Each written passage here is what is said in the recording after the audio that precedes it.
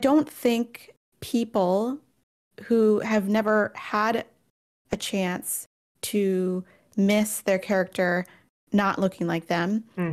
The power of representation is so underrated, or it's something that's so powerful to see someone on screen or a cartoon character or somebody that looks like you doing something you want to do.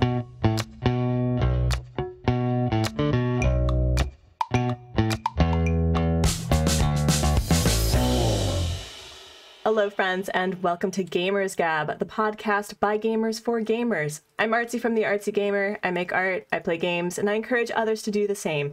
And joining me today for this incredible episode is Kay from Kay Daisy and also the Organized Soprano. So Kay, before we get started, if you would, provide a quick introduction of who you are and what you do and your pronouns, please and thank you. Yes, I can. My name is Kay, she, her, and I do a lot of different things, but I mostly make home organizing content on YouTube, and in my fun hours, I make simulation gaming content also on YouTube as well. So I kind of have my hand in two very different cookie jars. So Kay, you are a lifelong gamer of mostly console games. This was an introduction that she had let me know beforehand so that I didn't get it wrong. But I distinctly remember a live stream of yours, I think it must have been a year ago, when you were talking about the Animal Crossing franchise and how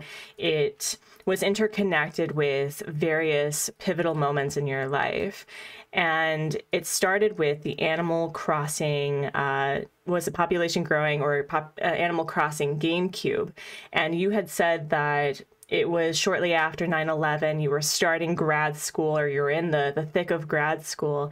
And I was really tickled by the fact that you were reflecting upon the franchise and how it connected with other aspects of, you know, through the franchise's evolution, how you grew along with it. So how did you get into Animal Crossing, and what about the franchise has kept you coming back?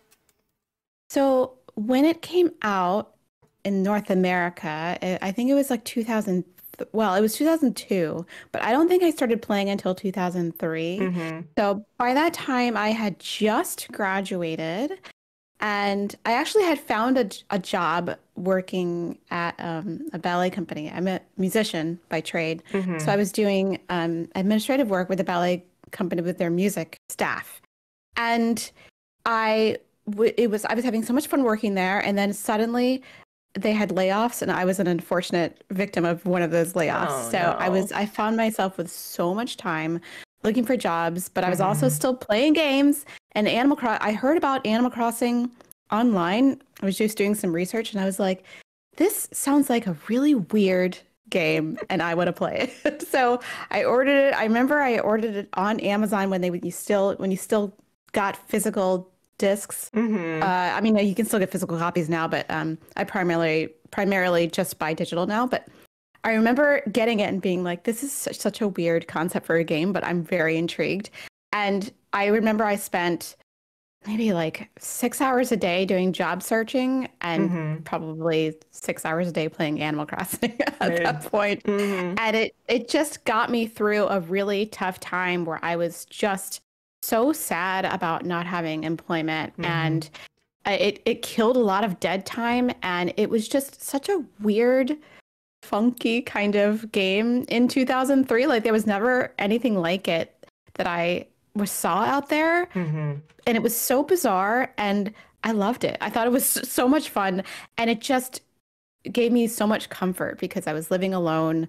I didn't have any other friends really that played video games, so I felt like my villagers were my friends, played video games, and were able to bond with me. So that was my beginning relationship with the Animal Crossing franchise. It's funny you say that, because Animal Crossing with the description is very hard to sell. Like, you are in a village with animals, and you're being yelled at for various reasons.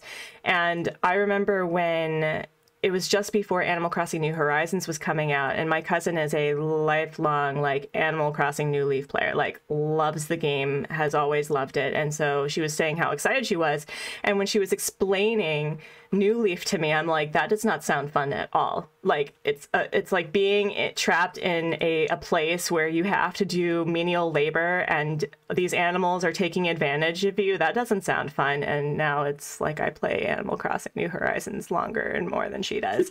So I find it very interesting that the earliest Animal Crossing game and the most recent one has a connection point of grieving, because you were saying that 9/11 was very impactful for you as an adult, and we were thrust into a pandemic where it's the same thing, where we suddenly had a bunch of time, and Animal Crossing was that comfort. So what keeps you coming back to the franchise? Oh man, I feel like what keeps me coming back is just the comfort value of it. And I think that, I mean, Nintendo has to know that it's like one of those cozy, very comforting kind of games, because there's a lot of, I don't think a lot of people think about doing mundane things in their real lives, everyday lives, but there's a huge beauty in the mundane. Like, I like getting up every day and having my coffee and taking my dog out for a walk, and I love those little tiny moments. And in Animal Crossing, you get a chance to do those moments in a sort of fake world, which you can escape from the real world. And maybe you don't get to do some of the more mundane things in your busy real life. Maybe you have a really demanding job, or maybe you're in school and it's really stressful. But in Animal Crossing, you can sit down and you can just fish for, I don't know, 3 hours, and it's fine. I have to say, your Great Wall of Fish, my jaw was on the floor with Animal Crossing hard mode. I mean, oh my goodness. I thought that mine was impressive. I was like, nope, you literally call yourself Queen of Animal Crossing for a reason, because I could not compare. I was a mere peasant in comparison. Dedicated to the grind, because I'm scared to go to the markets because I don't have any bells. And I was like, well, the only way I'm really gonna get bells is I'm gonna sell my fish and bugs to Flick and CJ, and they never showed up. They never showed up. That is, but I mean, unfortunate. They will show up. I will say that. Spoiler alert. For at this time, my video has not been published, but somebody does show up, and we do make some bells. That's incredible. Yeah. That's amazing. But it's a grind. Yeah, for sure. A grind. Yeah. So you had also talked about the fact that, you know, you grew up with gaming, right? With various other franchise. Are there other games that have that same interconnection with your life and what you were experiencing at the time? Enough. And no one talks about that. Well, people talk about this game, but not enough. I don't think it's Pikmin series. My husband loves Pikmin. I love Pikmin. And Pikmin was the game I got with my GameCube. When I got it as a gift, my parents gave it to me for Christmas one year. And I just have really good memories of playing that game. And then I remember when the next game came out, I have really great memories of that one, and then subsequent entry. Well, there's only been one subsequent entry until this year, I suppose, when Pikmin 4 is coming out. That game really means a lot to me, and I remember places where I was living when I was playing that game, because there's something. Pikmin is a very different feeling than Animal Crossing, because it's a little more stressful. Can you describe it for me, because I don't know much of the synopsis behind Pikmin. It's even odder than Animal Crossing, if you will believe it. You are a little tiny alien person, very cute, and you're en route to a strange planet, but you crash your ship on, and it's a planet that's very similar to Earth, it looks like, but they don't really call it Earth. And when you get there, there are these little beings called Pikmin, and they want to help you, and they look like little plants, or they call them Pikmin because apparently there's these pick carrots on their planet, and apparently they look like the pick carrots, so they were calling Pikmin. And you can plant them and they can grow petals and they help you do stuff. There's in the original one, there's 3 colors. The red ones are resistant to fire, the blue ones are resistant, they can't drown, and the yellow ones are resistant to being electrocuted, and you can throw them higher, so you can like throw them. You can use them to like fight enemies, and enemies are basically like bugs because you're so small. And you can get items to help repair your ship and give you food. And in the original game, you had a time limit in which you could like get all of your things and repair your ship and go back to your planet. Otherwise, you would get the bad ending, which I've never gotten, but I think you had 30 days. So every day you would go around with your Pikmin and you can breed, you can like, well, not breed them, but you can make more Pikmin with things around the environment. But the worst thing about the game, and this is why it was so stressful, is they can die. And when you go into battle, you can have like 100 of your Pikmin like around you. You can kind of control them. And when they go into battle, you're like, yes, fight the little bug. And sometimes the bug will just eat 20 of them. And you just are like, oh no. And you see like 20 little ghosts. And it makes a little sound like, ah! When they die. And I have restarted so many times because I was so traumatized over it. I'm like, oh no. Oh, it's a bloodbath. I gotta reset. Like I will redo the day. But it's very fun. It's really fun. I love the fact that we willingly play games that make us feel feelings. You know, I think that truly is the mark of a good game is, you know, with Pikmin, we mourn the loss of our little ghosty petal friends.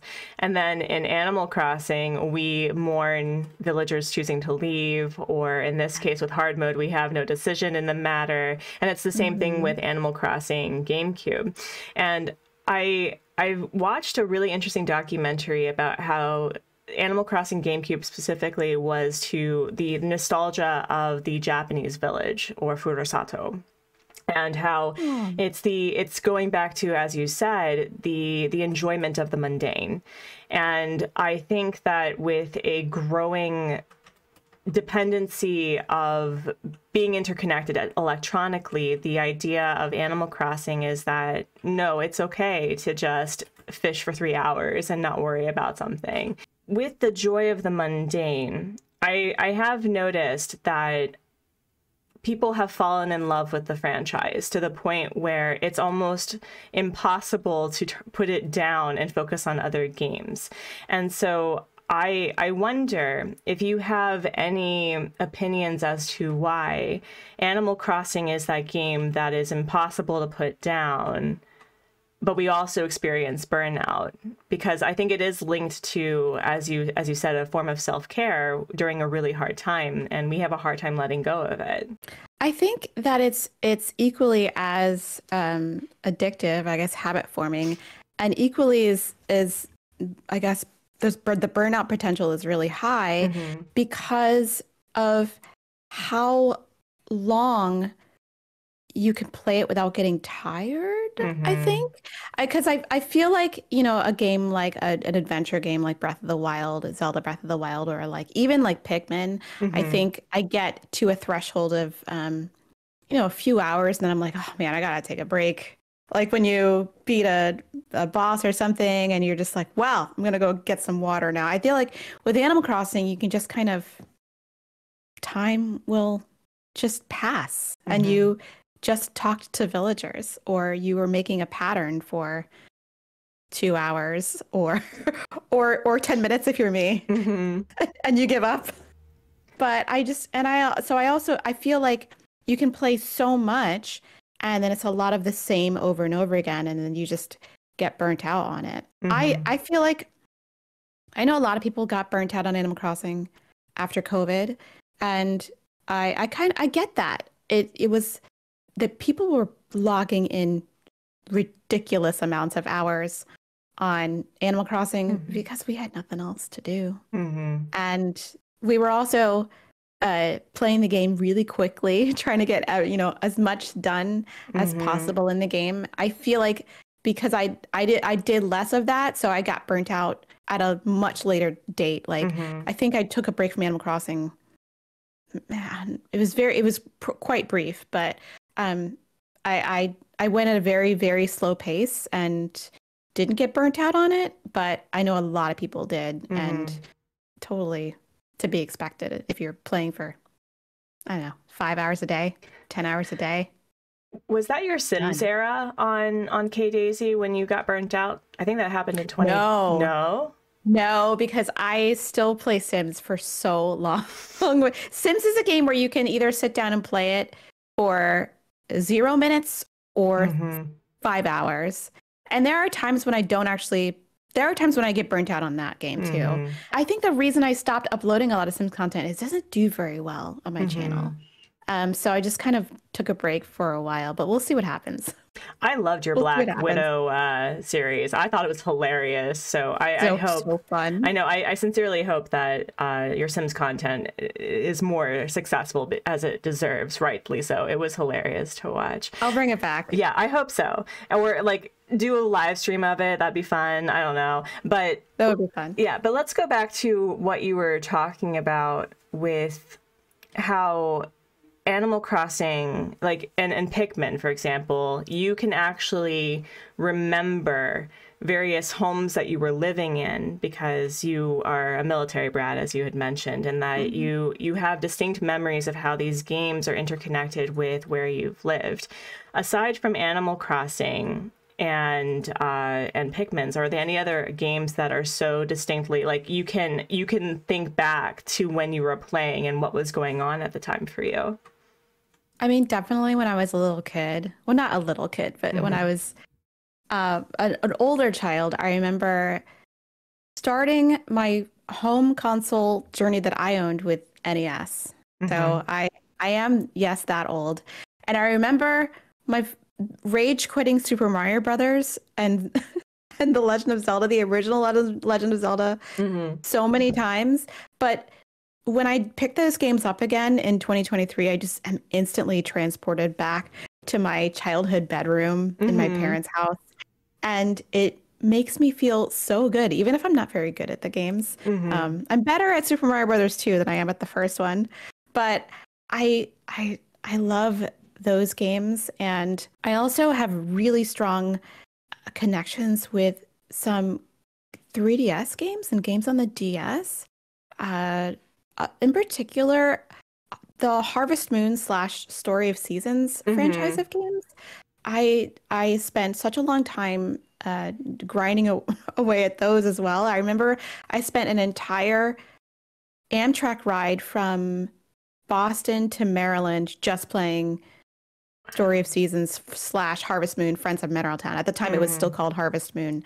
And it's such a comforting, whenever I hear the theme music, I just get so comforted. I'm like, oh yeah, cozy train ride.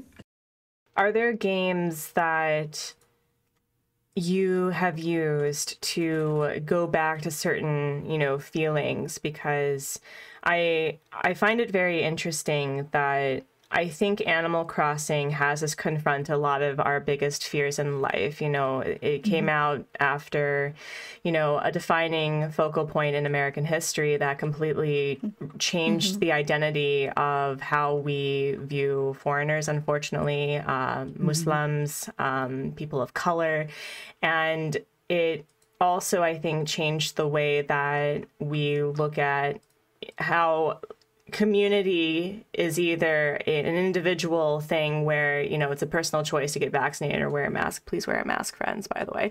But, it really, I think, had us confront a lot of our fears of mortality as well as our fears of health and wellness. And I would like to know, and if this is too personal, we can edit this out, but what did Animal Crossing Gamecube have you confront? And what other, in the series, how do you confront various things throughout your life? I mean, personally, I remember, that was very fresh off of 9/11. I mean, it was only like a year and a half, I think, from that. And I remember, because I was a very young person when it happened. I must have been 22, 21. And I just remember being really scared to be in my apartment for like alone, because nothing like that had ever happened before. It just felt like things kept happening.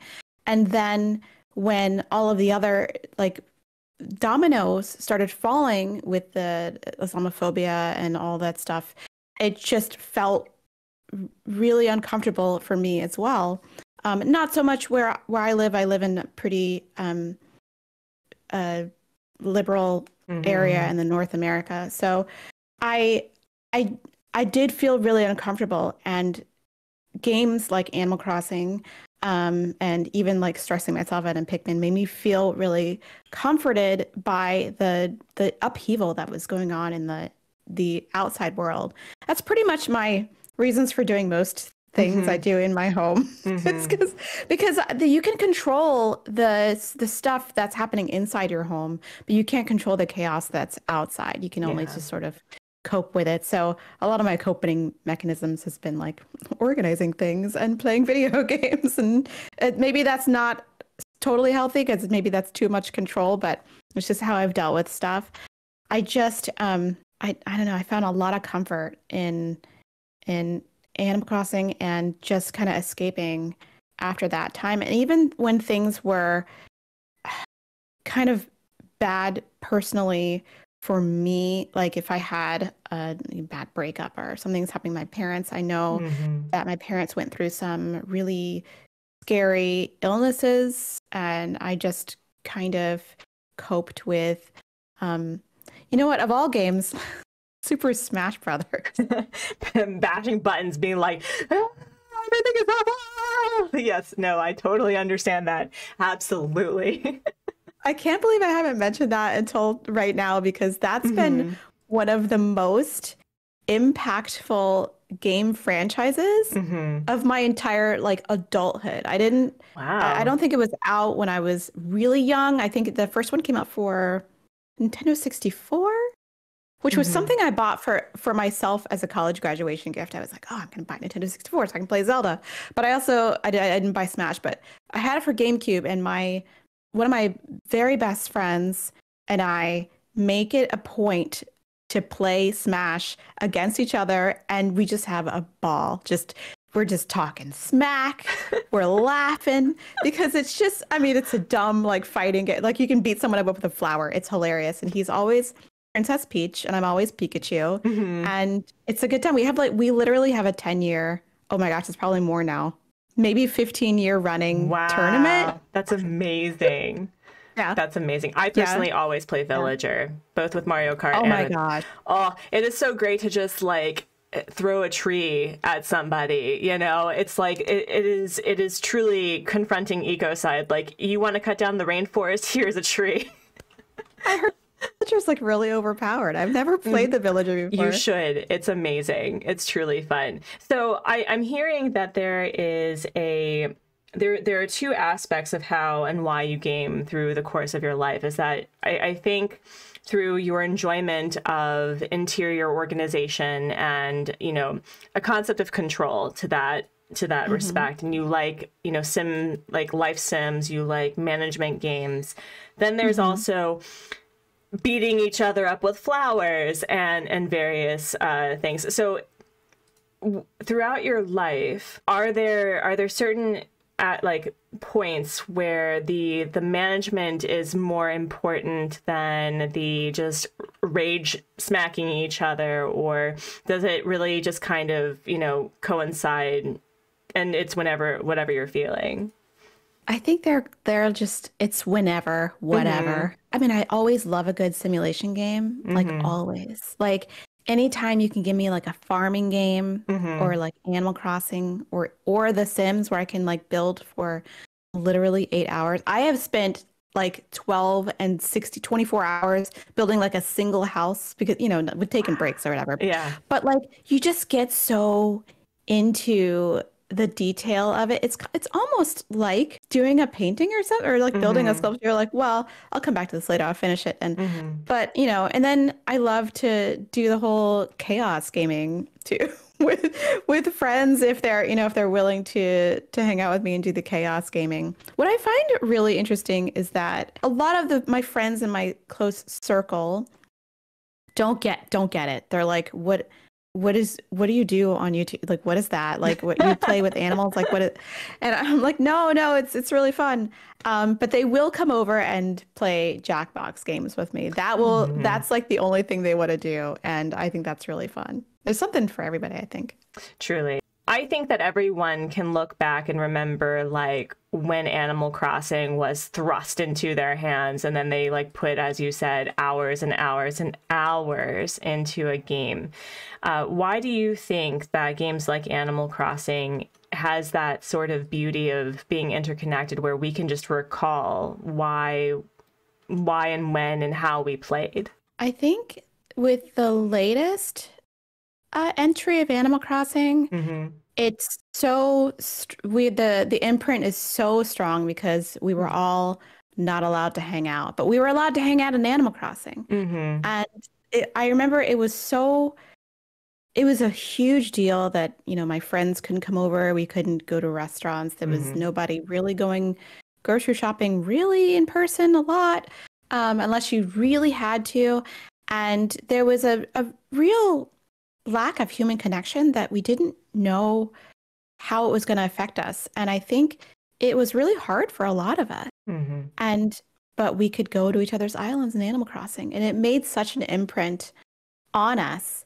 And I feel like the connection with other players is a really important part of sometimes why we play and how we have the memories that we do. I remember in the original Animal Crossing, you know, there's an individual little memory cards that you could have your town on. And back then there was no like online gaming. You had to bring your memory card over to your friend's house, put it in a slot and say, you can visit, you know, Paris or whatever from your little town. Yeah, it's wild. It was just much more of a connected gaming experience. Someone had to come over and play with you. They, you know, and I remember there was no like online playing.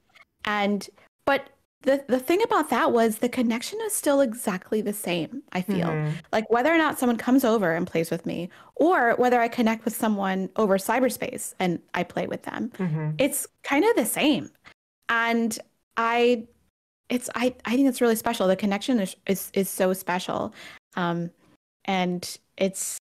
I think that's a lot of that is tied to the memory of games and why we play. So funny you should mention about the Animal Crossing Gamecube. For those who do not know K-Daisy's content, what are you doing with your life? But no, truly, you started, I think, either late into 2022 buying saves on eBay of Animal Crossing Gamecube, like the literal cartridges, and seeing what content that was on there. So what sparked that decision to do that and start featuring other people's islands that are like, you know, 10, 20 years old? I saw a Lauren Z side video where she bought a used copy of Tamagotchi Life, and it's the funniest video on YouTube. If you have not seen it, you need to go watch it. It's so funny. I think that came out in 2020, and I couldn't stop thinking about it. I watched it a bunch of times, and I just could not stop thinking about it. And I was like, wait a minute. Animal Crossing Gamecube memory cards exist. They have to be on eBay, right? And I did a search, and I found some. Now, it's a gamble. I'm not going to say that I didn't lose money on all the purchases I did, but like, I was like, I'll buy like 6 of them and see if any of them have like information on them. Some of them did. And I was like, well, let me just do a video and see if if there's anything fun on here. And oh man, we had a lot of fun. I love those videos. It actually sparked me to play the original game because I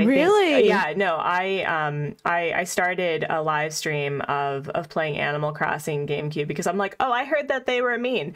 That does not describe. They're so mean. Oh my God. Like Tom Nook is and when you get stung by a bee, the villagers laugh at you.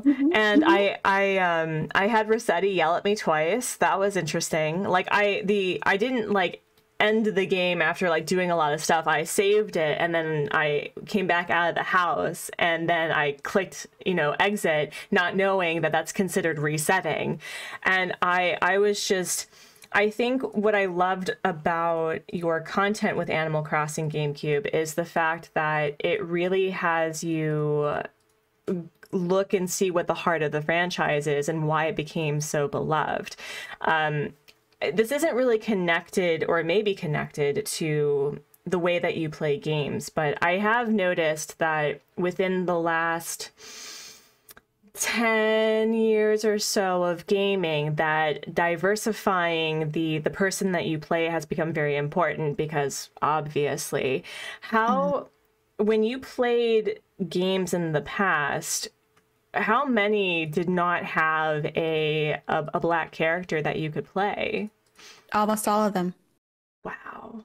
Because Animal Crossing Gamecube, you are either a boy or a girl. You don't get to choose your description. I'm thankfully very adorable in Animal Crossing Gamecube, but it with race being such a tumultuous conversation, specifically within the United States with our history, how do you confront those feelings with playing old games and how it's, you know, transformed to now?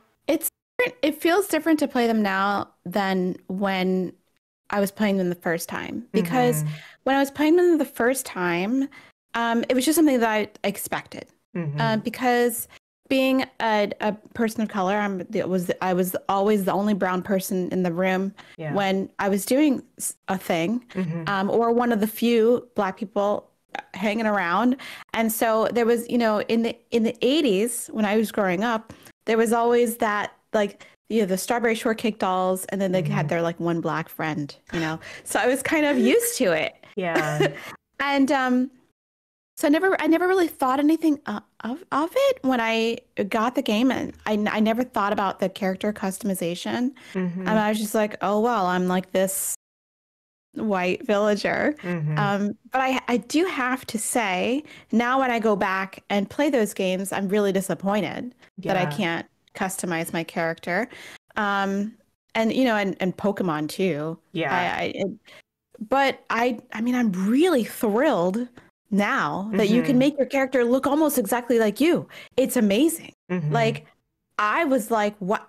When I opened up Animal Crossing for the first time, I wasn't even thinking about it, because even in New Leaf, you still couldn't customize your character to look like you.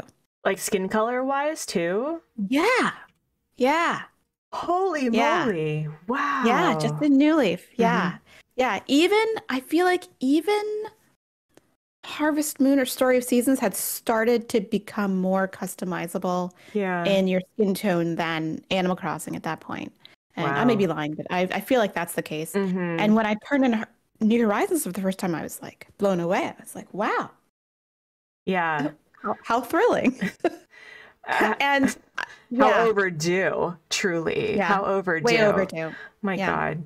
So with Animal Crossing Gamecube coming around a time where racism was kind of more obvious, and I come at this from a white person, so I fully understand that the way that racism looks to me is very different than a person of color or a Muslim or anyone who is multiply marginalized. One of my favorite terms of this year, where, you know, the amount of marginalization really does impact your privilege. So you talk about being disappointed with how there is little customization when you go back and you play Animal Crossing Gamecube, or you visit another person's, you know, time capsule effectively. How does that impact the memories that you have of playing Animal Crossing Gamecube? It taints it a little bit, but not much. I kind of, because at the time I just my expectations were not there with the customization. So I just kind of accepted that it wasn't going to be an option. And that's just because I was a product of the child of the 80s, the strawberry shortcakes, the rainbow brights, the, you know, the very kind of tokeny, we're going to stick one in there and be happy with that. But, you know, we're not going to customize game character to look like you. There was a lot of coping that I did when I was younger about that stuff, but I don't think people who have never had a chance to miss their character not looking like them. The power of representation is so underrated, or it's something that's so powerful to see someone on screen or a cartoon character or somebody that looks like you doing something you want to do. And it sounds so silly, you know, because you're like, oh, because at the time when I was a kid, I did a lot of stuff that was typically considered like stuff that like white people do. Like I studied classical music, I rode horses, and I was always the only Black person at the horse show, you know? So it would have been really important for me as a young person to see like another woman of color, you know, on a horse somewhere winning prizes. And that's why I feel like representation is very important. And, you know, I don't want like other, you know, little girls like me to go through the same coping that I went through. I want them to think that, you know, they're just like everyone else and that, you know, they have the same opportunities as everyone else. But yeah, so I think customization in games is very powerful. It's more powerful than a lot of people think, honestly. Yeah. As I said, like, I unfortunately live in the society where my representation is very easy. And I can only imagine the generational trauma that comes with, you know, seeing time after time that you are either represented as, you know, a form of tokenism or if even represented at all. And I'm really curious because you have talked about the power of customization, and I would like to ask how when you started Animal Crossing New Horizons and you booted up the game, what in the opening scene is like, you need to fill out your passport picture. What do you have a distinct memory of what that was like for you? Of course, I was so thrilled. I was like, oh, finally. Because I hadn't even thought about it because I'd put so many hours into New Leaf and Wild World and not so many hours in City Folk, I gotta say, because it was just Wild World, but like on your TV. And I just accepted that I was, you know, gonna play a character on screen that didn't look like me. And when I saw the customization, I was like, oh, and it kind of took me aback that I wasn't expecting it, you know, because in 2020 I should have been expecting it, but I wasn't. And I was pleasantly surprised, you know, because it's just something that if it's supposed to be you, you should be able to make your character look like you. Like when I play Zelda, I don't expect Link to look like me. I expect Link to look like Link. I'm Link. But when I play Animal Crossing, I expect my character to look like I look. And I was thrilled because if I had to stay home, I'd might as well be thrilled about the way my character looked. Yeah, and celebrating something. I think what I love the most is, was it the 2.0 where they had a variety of hair options for various hair textures? I was blown away by. I think it was even before that. It was before that. Yeah, I think it was like between 1.5, if we can call it that. They did 2 updates with like textured hair, and I was really thrilled about that because of course I have textured hair, and you know I've had to battle with that too. I had straightened my hair straightened and pressed and permed for 23 years, I think, of my life. And then I think I decided one day, I'm like, I'm tired of all this. And I just saw a long transition period of like getting to know what my hair looked like on its own. And I was absolutely thrilled when Animal Crossing decided, hey, let's give some, you know, more textured hairstyles for textured hair. Yeah, there was like 2 updates. It was one, I feel like it was like late 2020. And then with the 2.0 update, there came a few more, which is great. I'm really curious, and I don't know if you'll have the answer to this, but I have noticed that Eastern companies like Nintendo, which is Japanese, versus Western companies, that there seems to be a lot more variety with the Western companies because we are a lot less homogenous when it comes to, you know, the way that we look in comparison to Japan, where the majority of the people who live in Japan are Japanese.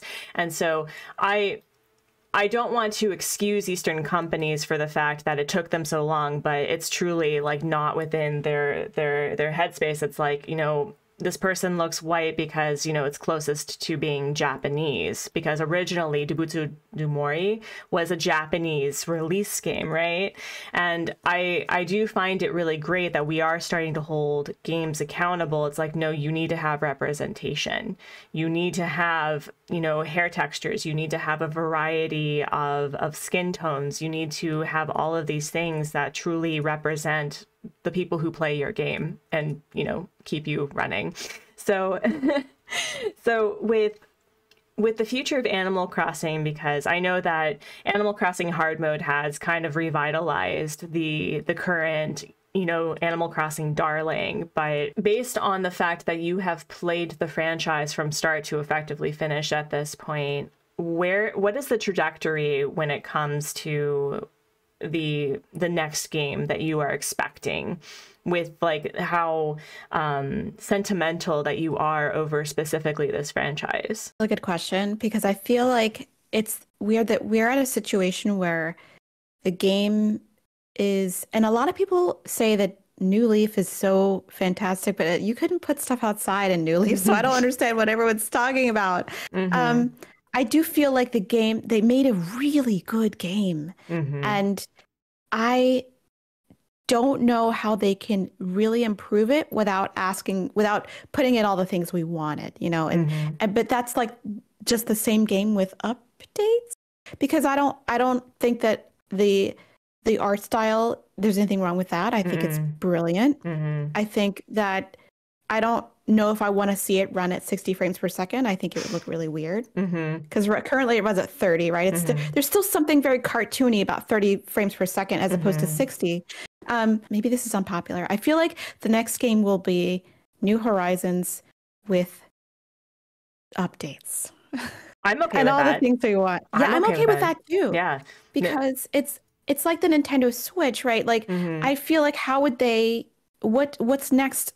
But like, what is the next move after the Nintendo Switch? I don't know, because Nintendo Switch is so incredibly successful as a concept that I don't know how they would move away from that. I mean, but Nintendo is notoriously very innovative, so I'm sure they have something up their sleeve. But I'm confused about how they would improve on both the Switch as a console concept and the art style and concept of the Animal Crossing game. I mean, all the things that we want, I feel like they know we are very loud. So that has to be coming. I just am still frustrated that they just pieced out of updates and left us hanging. It baffles me. It baffles me. It's the second most successful selling title on the console, and they just said, have fun. And it's fine. The game is fine.